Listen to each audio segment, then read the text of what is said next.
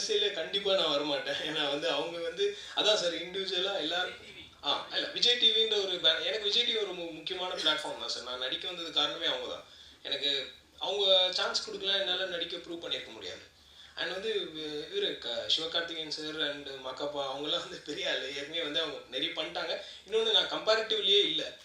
எனக்கு அவங்கலாம் அப்படி கொஞ்சம் இடம் குடுத்தாங்கன்னா அப்படி உள்ள பூந்து ஓடிடலான்ற நம்பிக்கை தான். ஆனா எனக்கு நடிப்புல ஆசை இருக்கு. என்னால நடிக்க முடியும்னு ஒரு நம்பிக்கை இருக்கு. அது அது அது மட்டும் தான் என்னோட டார்கெட். அதுதான் ட்ரீமா இருந்துச்சு. நான் நடிக்கணும்னு ட்ரை பண்ணும்போதெல்லாம் என்னால பெருசா அத ஸ்கூல் டைம்லலாம் பெருசா ஸ்டேஜ் பிளேல இடம் கூட குடுக்க மாட்டாங்க. அண்ட் திடீர்னு வந்து நான் சரி வேலை செய்ய ஆரம்பிச்சிடலாம் அப்படின்னு சொல்லி போகும்போது எனக்கு தானா வந்து அமைஞ்ச ஒரு விஷயம். ஸோ எனக்கு வரும்போது அதை யூஸ் பண்ணிக்கணும்னு தோணுச்சு. நான் ஃபர்ஸ்ட் பயந்தேன். பட் வந்து ஏதோ ஒரு கான்ஃபிடென்ட் லெவல் ஏதோ ஒரு மேஜிக் நடந்துச்சு. ஏதோ ஒரு பிளெஸிங்ஸ் இருக்கு. ஸோ எல்லாரும் ஏத்துக்கிட்டாங்க. அது சந்தோஷமா இருந்துச்சு அவ்வளோதான். ஈபிகோ செக்ஷன் கூகுள் பண்ணி பார்த்தீங்கன்னா தெரியும். அந்த நாட் அது சம்மந்தமான ஒரு விஷயம். ஸோ அதை வச்சு தான் பிளேவே. ஸோ இதுக்கு மேலே ஷார்ட்டாக சொல்ல முடியும். எதனா ஒரு விஷயத்தில் சொல்லணும். அட் த சேம் டைம் அது சஸ்பென்ஸும் இருக்கணும், உடையக்கூடாது அப்படின்றதுக்காக அந்த பெனல் கோடே வந்து வச்சிடும். அது லீகல் அட்வைஸ் எல்லாம் வச்சு கேட்டு தான் வச்சது. வந்து கார்த்திக் ராஜ் தான். ஸோ எனக்கு அமைஞ்சது கனாக்கணம் காலங்கள் ஆஃபீஸ் ரெண்டுத்துலேயுமே வந்து விஜய் டிவியில் ரமணன் சார் வந்து இல்லைனா அவன் பேர் கார்த்திக்னே இருக்கட்டும். ஏன்னா சினிமாவில் ஹீரோனாலே கார்த்திக்னு ஒரு பாசிட்டிவ் எனர்ஜி இருக்குது. ஸோ அதனால் வச்சாங்க. எனக்கு என்னென்னா இங்கே பெரிய ஆளுங்கள்லாம் இருக்காங்க. ஸோ நாங்கள் பேரை மாற்றலான்லாம் ட்ரை பண்ணோம்.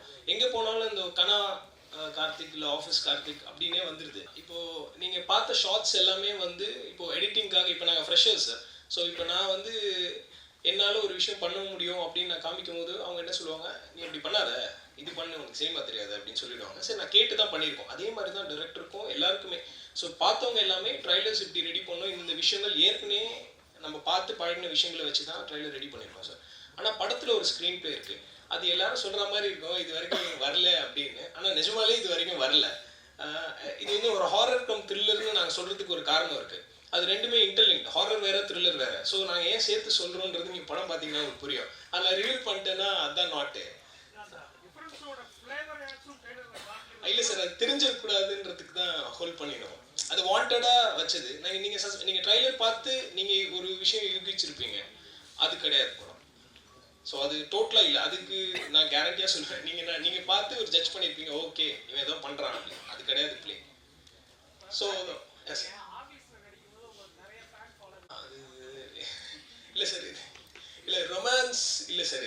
இது it's not a romantic thing. அந்த ஆஃபீஸ் வந்து டோட்டலாக அது ஒரு 4 செவத்துக்குள்ளே ஒரு நடக்கிற விஷயம். இன்னொன்று அது டெலிவிஷன், அதுக்கான லிமிட்ஸ் இருந்துச்சு.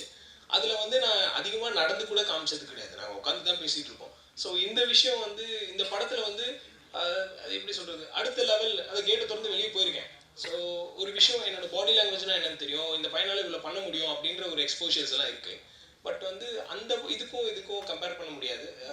இது வந்து அவங்கள சாட்டிஸ்ஃபை பண்ணும்போது அவங்க எதிர்பார்ப்பு என்னன்னே எனக்கு தெரியல.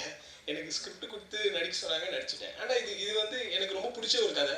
எனக்கு ரொம்ப நம்பிக்கை இருக்குது இது வந்து ரீச் பண்ணணும்னு. இன்னொன்று நீங்கள் இண்டிவிஜுவலாக ஒரு பர்சனை சுற்றி நடக்கிற ஒரு விஷயம், ஒரு ஹீரோ அந்த கேரக்டர் அவனை சுற்றி ப்ளே பண்ணுறது. ஸோ அதை தாண்டி வேறு எதுவுமே யோசிக்க முடியாது. அடுத்து என்னன்றதை யோசிக்க முடியாது. ஸோ அந்த நம்பிக்கை எனக்கு இருக்குது. எல்லாருக்கும் பிடிக்கும். பட் வந்து அதை கம்பேர் பண்ணுவாங்களான்னு எனக்கு தெரியல.